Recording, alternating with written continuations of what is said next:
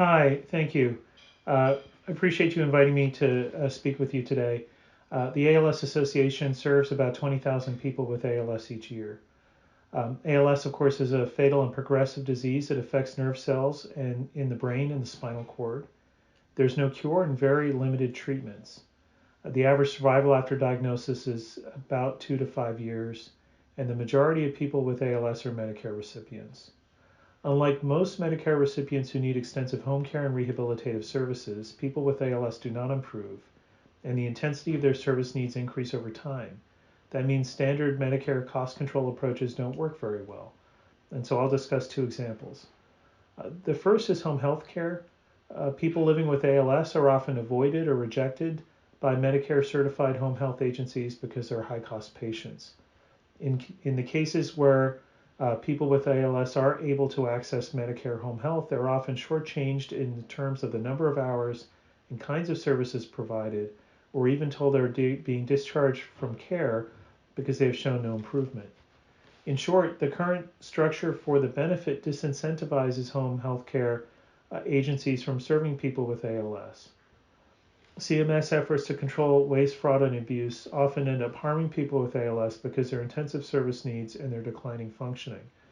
The traditional home health benefit inadvertently discriminates against people living with ALS. And so we ask CMS to make it a priority to ensure that systems that control waste, fraud, and abuse can still maintain appropriate services to people with progressive conditions and intensive need. Another instance of unintended harms of policy is how Medicare funding reduces innovation and access to durable medical equipment that it can help preserve function for people with ALS and their engagement with the world.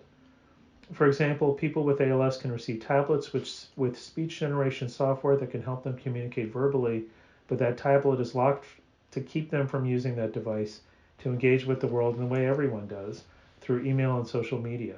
And for many people with ALS, email and social media are the only way they can communicate with the outside world.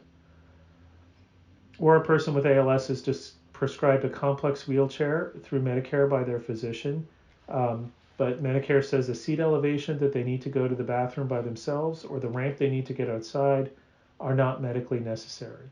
Or they have to go through a lengthy fail first process to get the equipment that they really need, which is especially damaging when their case of ALS is progressing rapidly. So these policies can hinder people with ALS to be as independent and engaged with the world as possible.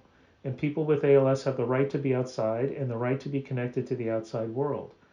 And since Medicaid doesn't fund these functions, equipment manufacturers have little incentive to improve the function of their devices or even to work on price because the market gets distorted by these policies. In both of these challenges, cost containment processes and limits to DME reimbursement end up making people with ALS collateral damage in this really important war on cost. And to help CMS control costs with more specificity, we ask that CMS become more patient focused.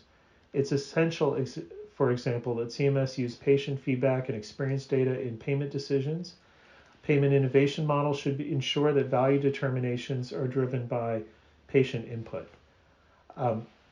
We urge you to engage and to listen to people with ALS, and we could envision patient-led meetings focused on access to Medicare home health or DME technology, and these meetings could yield important input regarding what is most important to patients and how services and cost containments can be designed more effectively, and we can do cost control with more specificity.